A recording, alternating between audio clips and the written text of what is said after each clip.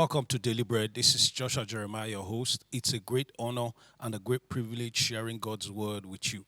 One we don't take for granted at all. We'll give God all the praise and glory for making this possible. And we thank God for you for taking the time to watch and to share with as many as you know. Please, we continue to urge you, share these with as many as you know, because we want it to get to every room, bless and transform the lives of many to the glory of God in Jesus' mighty name. God's assignment is always crystal clear. God called Moses and spelled out his assignment. Exodus chapter 3, verse 1 to 12. Now Moses was tending the flock of Jethro, his father-in-law, the priest of Midian, and he led the flock to the back of the desert and came to Horeb, the mountain of God.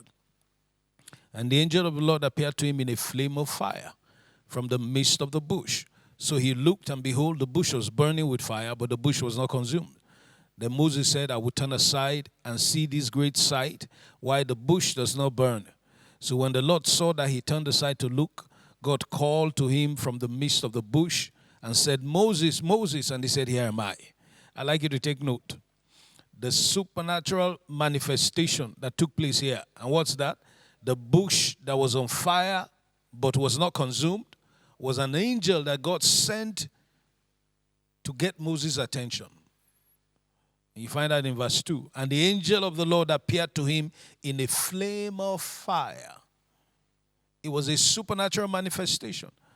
And the whole intent of that was to get Moses' attention. It wasn't just for him to camp, wow, an angel, a burning bush, wow, an angel, no camp there. No, there was something greater than just the angel and the burning bush. That supernatural manifestation is a means to an end. It's not the end itself. So don't camp on the supernatural manifestation. Move on from it, because what God is about to say, or He's saying, is greater than the bush that is being on fire. God was about to reveal himself to Moses, which was greater than the bush on fire. If all he had done was camp around the angel, the bush that was on fire, he would have missed out on what was more important. The bush on fire was a preamble. It was setting the stage for what was coming. And so, when he caught Moses' attention, he turned aside to see, wow, what's happening here? God called Moses. Moses, Moses. And Moses heard, and Moses answered the call. Verse 5. Then he said, do not draw near this place. Take your sandals off your feet, for the place where you stand is holy ground. Moreover, he said, I am the God of your father, the God of Abraham, the God of Isaac, and the God of Jacob. And Moses hid his face, for he was afraid to look upon God. Take note, when God called him, he said to him, don't draw near here. Take your sandals off your feet, for the place where you stand is holy ground.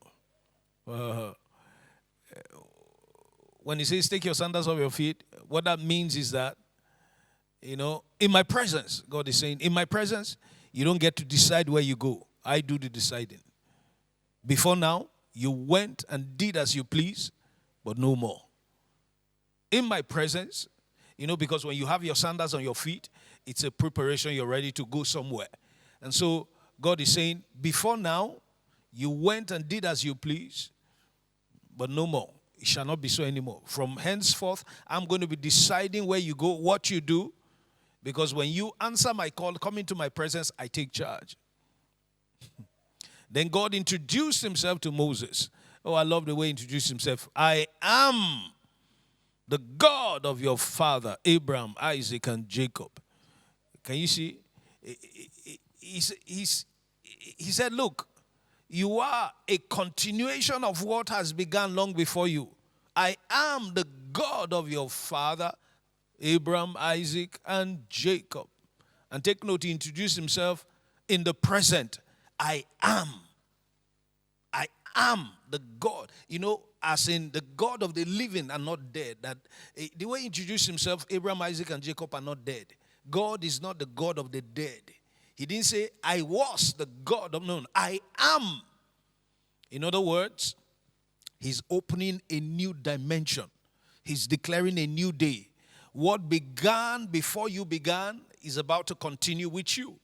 Would you line up and come in? I am the God of your fathers.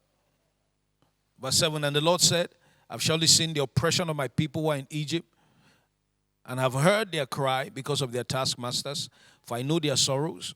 So I've come down to deliver them out of the hand of the Egyptians, and to bring them up from that land to a good land, to a good and large land, to a land flowing with milk and honey, to the place of the Canaanites and the Hittites and the Amorites, the Perizzites and the Hivites and the Jebusites.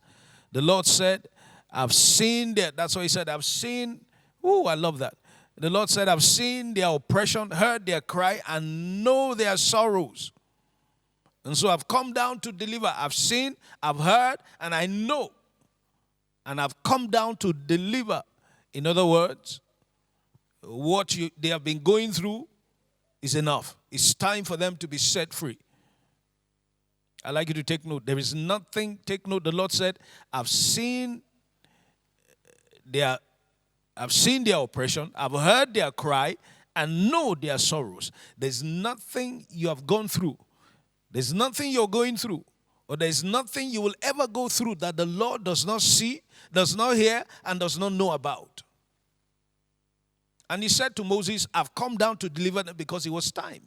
And so if God has not done anything about what you have gone through, what you're going through, what you'll ever go through yet, I like to stress that.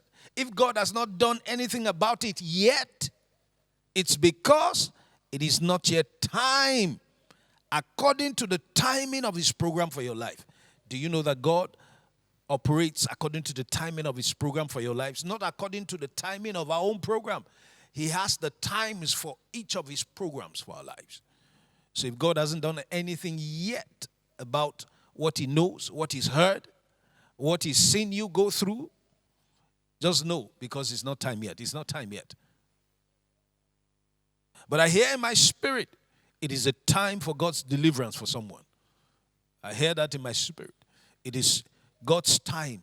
Someone is receiving their deliverance now. God is setting them free. God is destroying the works of the enemy. It's enough for someone. The end of it has come. You have gone through it. It's just like he said, I've come down to deliver them. It's time for their deliverance. I hear that in my spirit. It's time. Whoever you are, wherever you are, it's time.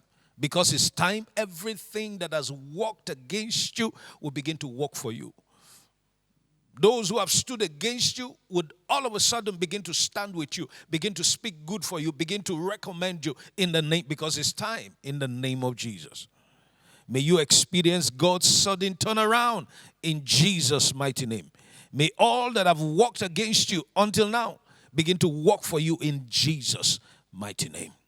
Verse 9, therefore, behold, the cry of the children of Israel has come up to me. God was still talking to Moses. And I've also seen the oppression with which the Egyptians oppressed them. Come now, therefore, and I will send you to Pharaoh that you may bring my people, the children of Israel, out of Egypt. Take note, God said to Moses, I have seen their oppression, I've heard their cry, and I know their sorrows, so I've come down to deliver them. And yet, verse 10, he's saying, now, come now, Moses, and I will send you to Pharaoh that you may bring my people, the children of Israel, out of Egypt. Why is that so? I thought he's seen their sorrows, he knows what they're going through, and he's heard their cries. Why didn't he just go straight and deliver them? Whatever God is going to do on planet Earth, he uses people. God is in the business of using people.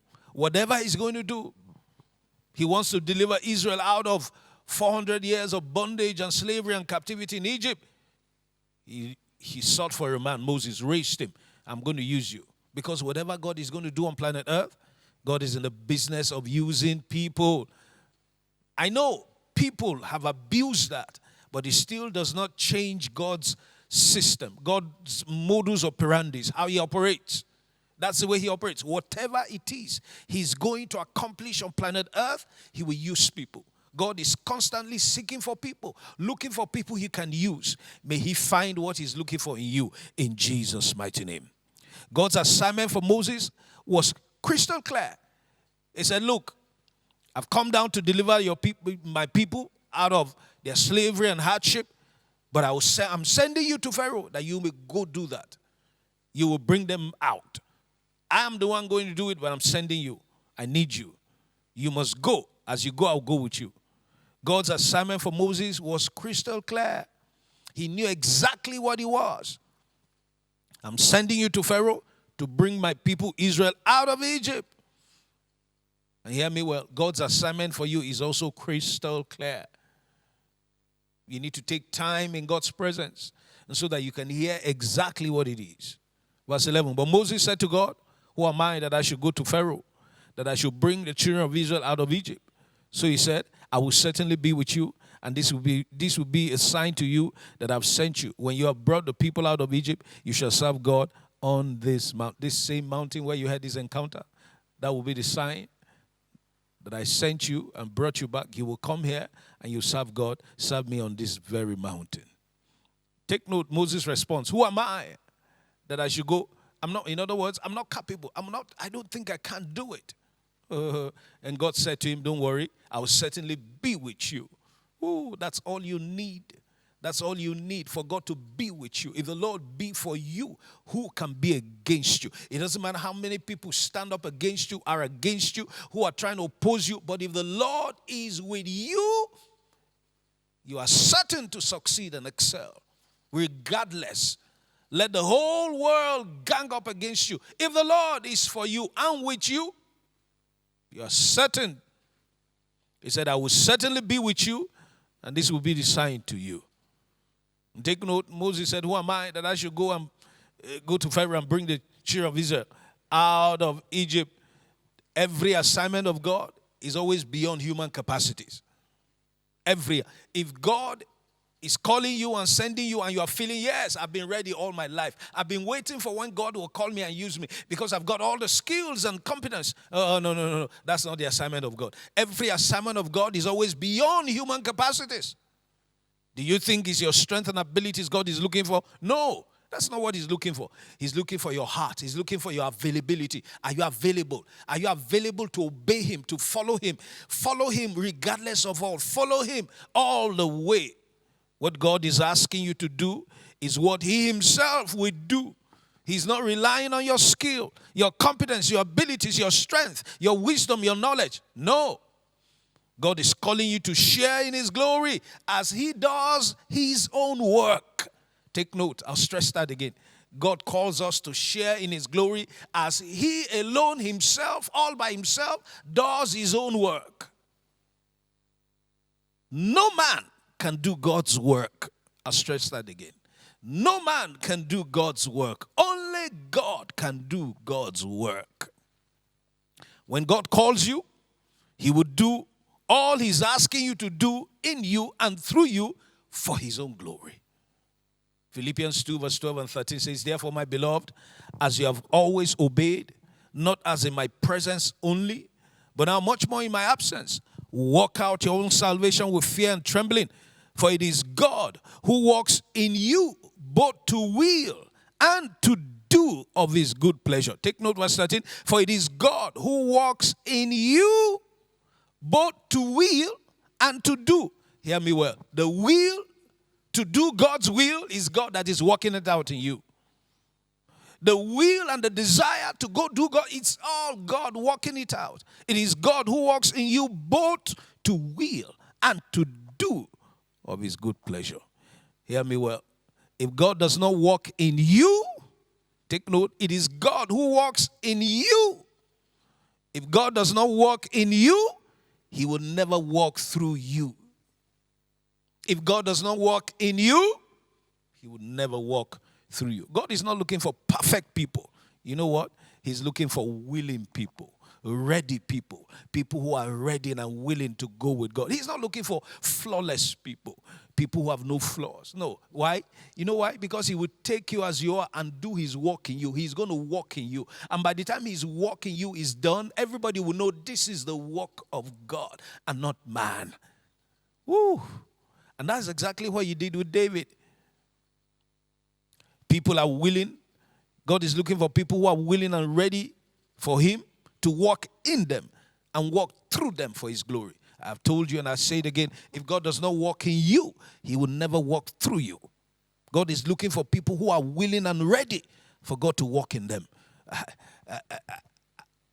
Answer God's call. I am willing and ready for you to walk in me. Take note, he's got to walk in you first before he can walk through you. If God does not work in you, every work you produce, he didn't assign it.